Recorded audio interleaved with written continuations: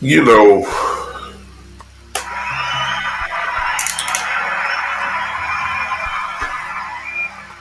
I just wanted to come on quick. I really want to come on quick. This won't take long at all. This is not live. This is just a recording.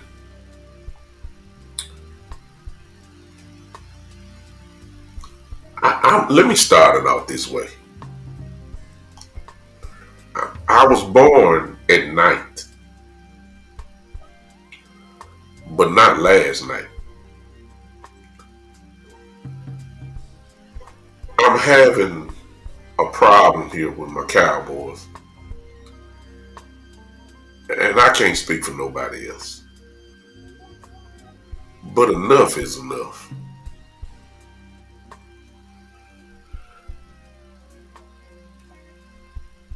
At the beginning of this Micah Parsons trade, y'all, when they traded Micah to the Packers,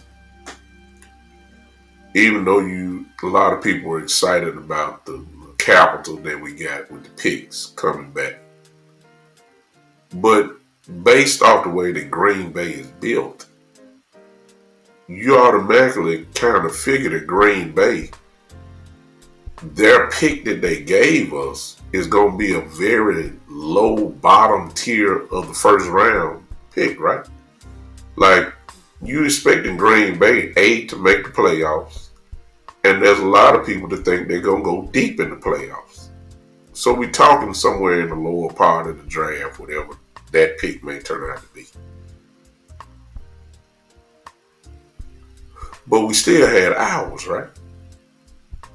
So if you figure that Green Bay is going to have a lower pick, then the only way that you really could capitalize, I mean, you can have 2 first-round picks, especially if the draft is deep. You can get stuff. I get that. But if you really want to make an impact in the draft, you need to be high in the draft, right? Which means that your team has got to have a losing record. And if you're somewhere in the middle of it, you're somewhere, above 20. You can find good players, anywhere in the first round. But if 16 to 20 and up, you're going to get a good football player.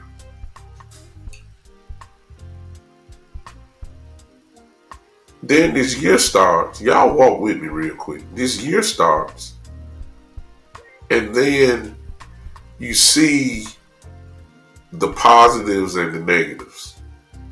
You see how the offense is built. You see how they play. You see how they can score. But at the same time, what you also can see is how horrible this defense is. It may make no difference for you to score 31 points and you give them 35.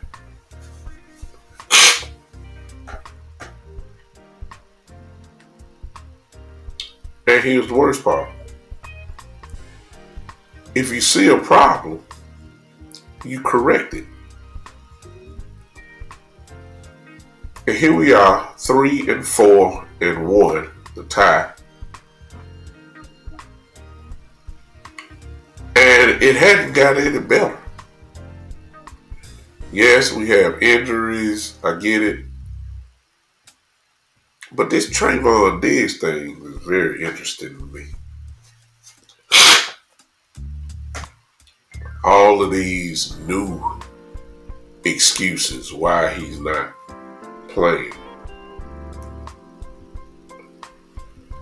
A concussion that's, whatever the case may be, out with a concussion, still has concussion symptoms.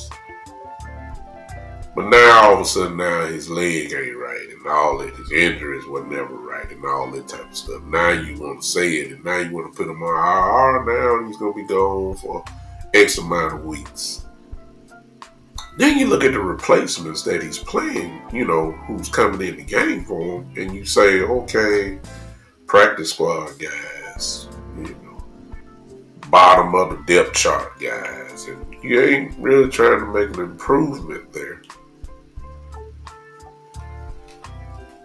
Then you hear Jerry, then you hear Steven, then you even hear Coach Schottenheimer today, or at least when you were saying this on yesterday, said that we don't need to trade for nobody. We're good. We just need to execute. We don't need to trade for nobody. We like our players and all that. Oh, so you like this 32nd ranked defense, man?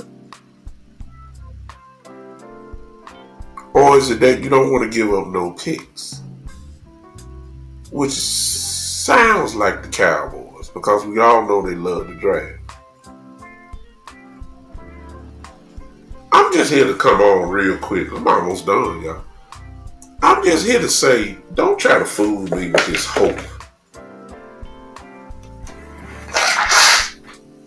Y'all forgive me, my sinuses are acting up.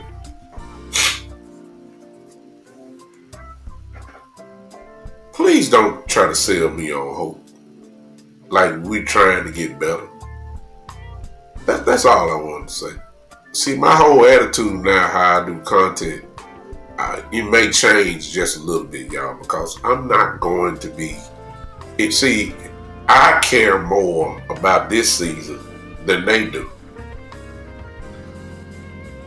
It seems to me like they're already looking, they ain't going to admit it, but they're looking to the future. We just want to stay relevant. We want to have the number one offense that will keep you relevant. We want to send at least 4 or 5 guys to the Pro Bowl like we always do. That'll keep us relevant. That'll keep us in the news. We want to win some games. We'll beat up on the bad teams. But when we play the big teams. We'll do what we usually do. It sounds like a season that's, you know, in other words, you're really not all in because, see, my thing would be if you had this type of offense, you would try to improve the defense. And I ain't seeing no improvement. I see it getting worse. I see it getting worse. I don't see the urgency. And I understand the trade deadline is coming. Who knows? They might do something, but let's be honest. If they trade, is it going to be just for depth pieces? It's not going to be for impact. I don't think they're going to go get no Max Crosby or no Trey Hendrickson or none of that. I believe it's just going to be a depth piece. Something that's not going to cost anything. No sacrifice to do anything. I don't see it. So you can't fool me. You can't fool me. I just don't see it. I don't like wasting my time. That's why I came with this little short video that I'm about to get off of in just a few seconds. I just want to put that on y'all head because a lot of us are fully invested into the season and we hoping and cheering hard and screaming and hollering, almost catching laryngitis by the throat, hollering for this team when they ain't trying to look at the talent, look at what they putting out on defense. Just look at the starting lineup that they putting out on defense. Just what is that going to do? They ain't trying. Not trying. That's the bottom line. And so what I'm coming on saying, I ain't finna try to convince myself that they are trying. They trying on offense, yeah. Oh, they trying to be the number one offense in the league. I ain't no question about that. But it also seems like they trying to be the 32nd ranked defense in the league. And they are succeeding at that. No urgency. I'm just sitting there thinking about it. And I'm like, you know, I just saw my brother Boss. This is today, what you watching today, but actually, I'm recording this last night. And I just finished watching Boss, and Boss showed me. And in the chat of his live there, there's a lot of us in there. And it's common sense, y'all. Like, you do realize if you lose a Micah Parsons, and the big talk is that, people saying they threw with Diggs and all that type of stuff. Whatever side you may stand on, I don't care. I just want you to realize that when you lose a Parsons and a Diggs in the same year, you don't get better. I don't care if both of them were cancers in the locker room. When you let them go, you don't get better. You got worse. What do you replace? Well, it's just good to have the cancer out of the locker room. Ladies and gentlemen, Michael Irvin was a cancer in the locker room. Hello. Y'all saw the documentary. Y'all know what Michael Irvin did. Y'all, the stories are just coming out, more and more. Michael Irvin was a cancer in the locker room, but they dealt with it because of the talent level. Charles Haley was a cancer in the locker room. I'm just saying. You put up what you want to put up with. The Cowboys over the last 10, 15 years have made a statement by guys who are quote unquote problems. They want to get rid of them. Amari Cooper comes to mind. Terrell Owens comes to mind.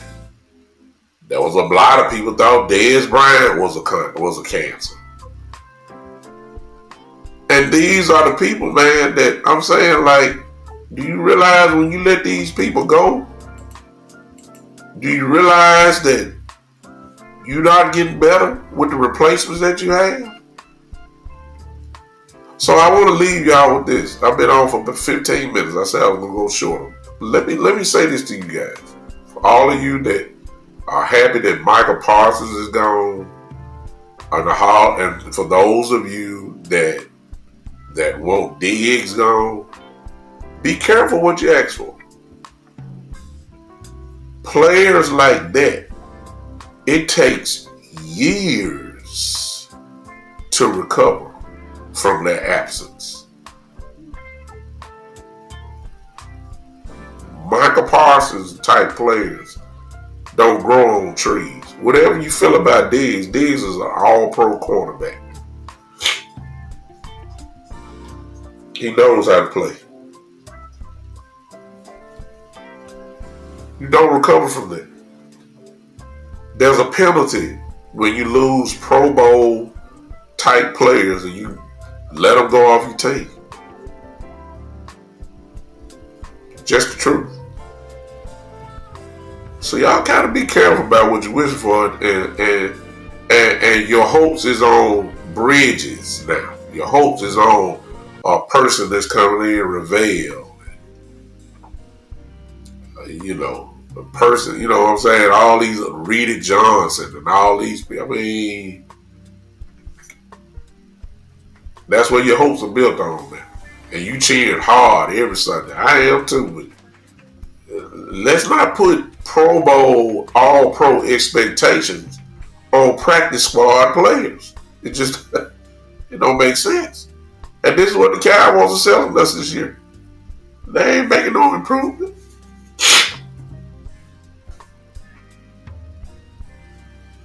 And so when I watch TV, I watch it cool. Laid back. Because I don't have no expectations. When the defense go out there, I have no expectations. I expect them to get scored on. Whether that's field goal or touchdown. I don't expect to see their punter. I don't expect to see the other team's punter at least no more than maybe once or twice a game. I'm serious. Because we can't stop nobody. That's not a good way to get excited about this football season. And then, of course, when your offense have a bad day, you know you're going to get blown out. We ain't scoring no 31 points every game.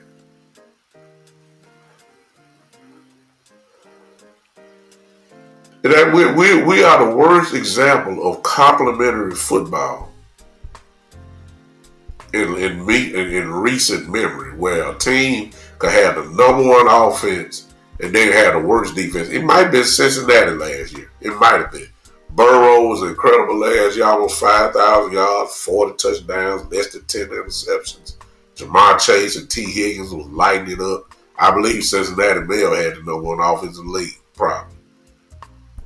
If not, they was the top offense. And that defense, of course, was something like ours. Just last in the league, trash, couldn't stop nothing. That's what we looking like. We looking like the Cincinnati Bengals of last year. That's what we look like. And so I have no expectations. I'm 8 games in now.